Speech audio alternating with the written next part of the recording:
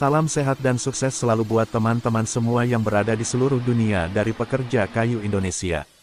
Di video ini tentang cara pembuatan mata gergaji pita atau gergaji selendang, dari Saw Doktor Indonesia, yang baru belajar. Apabila ada kesalahan atau kekurangan mohon masukannya dari para Saw Doktor yang sudah ahli. Tahap pertama, gergaji yang mau kita ganti mata atau bajanya, sisa baja pada mata gergaji pita atau gergaji selendang, kita bersihkan terlebih dahulu menggunakan mesin asa gergaji otomatis agar baja pada mata gergaji tersebut tidak ada yang tersisa.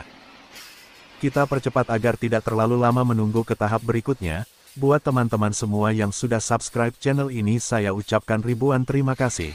Buat teman-teman yang belum subscribe dan jika berkenan bantu subscribe, like dan bagikan video ini terima kasih. Setelah sisa baja pada mata gergaji benar-benar bersih, kita lanjutkan ke tahap berikutnya. Kita pindahkan untuk tahap kedua yaitu tahap penyepuhan mata gergaji. Mata gergaji kita balik terlebih dahulu.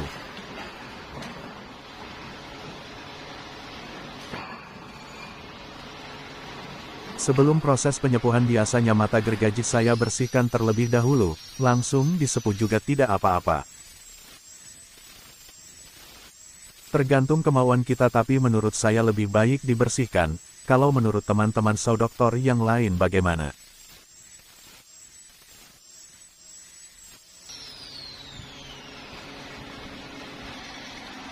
Penampakan mata gergaji yang sudah bersih tidak ada sisa baja lagi. Kebetulan tabung oksigen sudah habis kita ganti terlebih dahulu dengan tabung oksigen yang baru. Untuk penggantian, atau pemasangan regulator ke tabung baru usahakan oksigen tidak ada yang bocor. Agar aman, dan tabung oksigen bisa awet digunakan. Berikut cara penyepuhan pada mata gergaji pita atau gergaji selendang. Di proses penyepuhan tidak boleh terlalu lama dan terlalu sebentar kalau terlalu lama gergaji mudah patah dan retak. Menurut pengalaman saya untuk tahap penyepuhan ada tanda warna seperti pelangi. Apabila tanda itu kelihatan dan akan segera menghilang, berbarengan dengan tanda pelangi itu menghilang di saat itu juga kita menjauhkan mata api. Lanjut terus-menerus begitu sampai selesai, saya jamin mata gergaji tidak akan patah walaupun menggergaji kayu keras, selain menggergaji paku atau besi.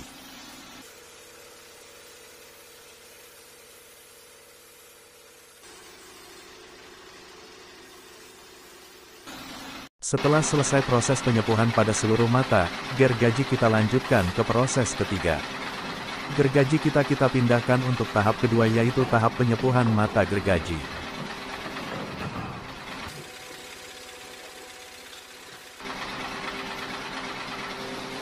Mata gergaji pita atau gergaji selendang terlebih dahulu kita kasih minyak oli.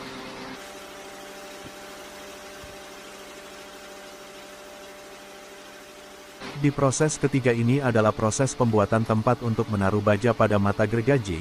Kalau di tempat saya namanya proses penyuitaan menggunakan OB1, maaf saya tidak tahu nama proses apa ini, soalnya saya bisanya jadi Saw Doktor, otodidak, tidak sekolah. Penampakan wujud mata gergaji, sebelum proses penampakan wujud mata gergaji setelah proses penyuitan atau pembuatan tempat untuk menaruh baja pada mata gergaji. Setelah proses penyuitan, pada mata gergaji selesai. Gergaji pita atau gergaji selendang kita pindah ke tempat proses pemasangan baja pada mata gergaji. Apabila gergaji pita atau gergaji selendang sudah dipasang baja maka gergaji akan tajam dan tahan lama digunakan. Ikut cara pemasangan atau penitikan baja pada mata gergaji sawmill. Pemasangan baja harus benar-benar teliti dan rapi, agar tidak mudah patah, saat gergaji digunakan untuk menggergaji kayu keras. Saat pemasangan baja pada mata gergaji, usahakan menggunakan kawat baja yang original atau asli, karena sekarang sudah banyak barang yang tidak asli.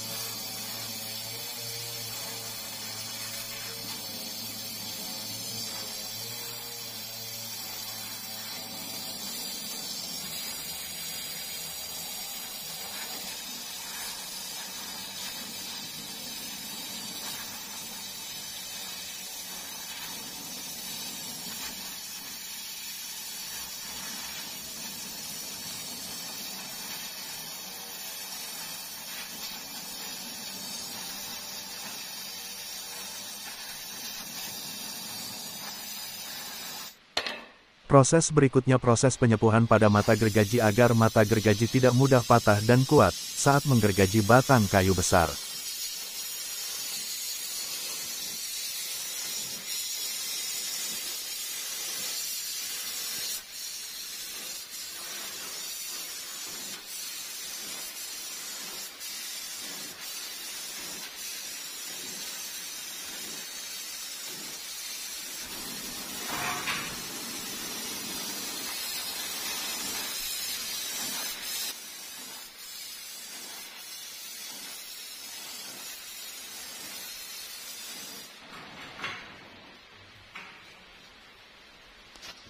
Setelah selesai proses penyepuhan, kita lanjutkan ke proses pengasahan, agar mata gergaji yang baru dipasang baja bisa tajam.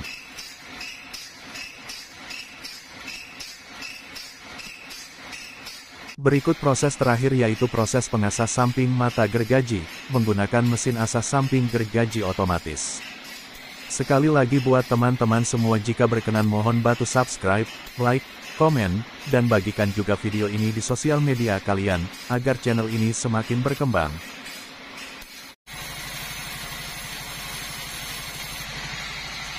Proses penggergajian kayu meranti batu merah.